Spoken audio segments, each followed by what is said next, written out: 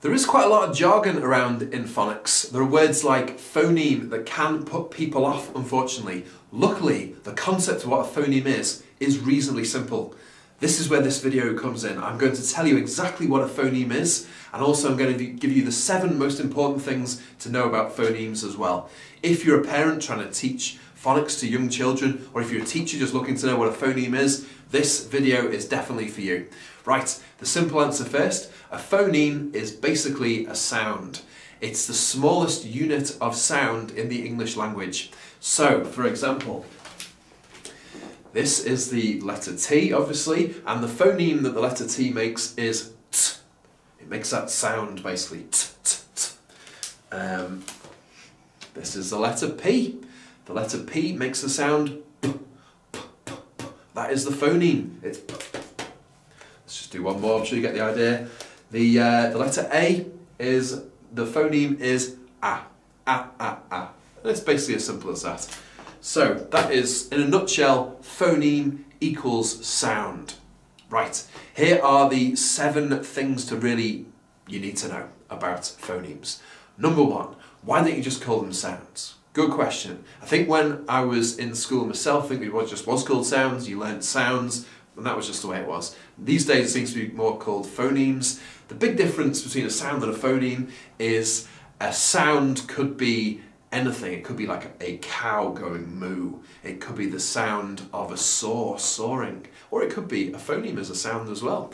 But a phoneme is specifically just a sound of language, and that's all it is. So I think it's trying to not confuse children between what sounds and phonemes are, basically. And so that I don't think it's a massive problem. If you call them sounds, I don't think it's a massive problem, but that is the main big difference. Okay, number 2 is they are written in different ways. This is important to know about. Obviously, some phonemes are just one letter, like T and P and things like that, it's just one letter. But some phonemes have more than one. Like this is just one phoneme, but is written by 2 letters. This is a phoneme E. This is called the grapheme. This is the way the phoneme is written. So E is written with 2 letters. Some phonemes are written with 3, like I. So that's where it gets a little bit confusing. But this is one phoneme. Let's show you how that works in a word. We have the word night, and even though it's got 5 letters, it's just 3 phonemes. There's N, I, and T, night. Here's the word chain. 5 letters again, but just 3 phonemes. Ch, A, and N, chain. And there we go, simple as that. Please consider subscribing to this channel. My name is Martin Williams. I've worked with children at the ages of about 3 to 5 over the last 10 years, and I now do training courses around the UK, doing early phonics, maths, fine motor and other things like that. Exciting, fun training course with lots of practical equipment, and now I'm bringing it to YouTube as well. Lots of free content like this with tips and strategies and games that you can try out. So please subscribe, hit the bell, and you get notified when there's lots of videos such as this one. Okay, the 3rd thing you need to know about phonemes is there is 44 of them in the English language. There we go. So it's not just the alphabet, it's more than that. It's lots of phonemes with 2 letters in or with 3 letters in as well. Okay, number 4. A good thing to know is that children learn phonemes from birth. They don't just start learning them at school when they learn letters. It's more of a learning of sound. So babies and toddlers, when they're hearing sounds, songs, spoken language, they are beginning to learn phonemes. That's when it begins. Bit shocking for some people. If you didn't know that, please write a comment in the comments below. Okay, number 5, this is quite an important one, is pure sounds. It's important when you teach phonemes to children to try and use the pure sounds. I'll give you an example. Here we go, back to these ones. So, for example, the letter T, the phoneme is T, and you want to say T rather than T. Don't be saying T, that kind of stuff. It's T, T, T. Keep it pure, crisp, and clean, the sound. For example, you don't say P, you say P, P, P. This is S. The big thing is to miss off the off the end. You don't be doing K, T, b, that kind of thing. Just keep it pure, keep it crisp. This will really help when children are trying to blend in segments, when they're starting to read and write simple words. It really, really helps.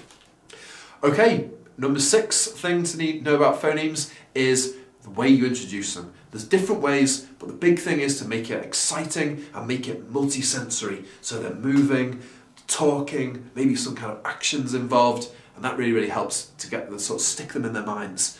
So some classic ways of teaching phonemes are, number 1 is making up a story. For example, I'm going to make up a story with lots of s phonemes in. If you hear a s in a story, if you wouldn't mind putting your hands on your heads, that's what you say to the kids anyway.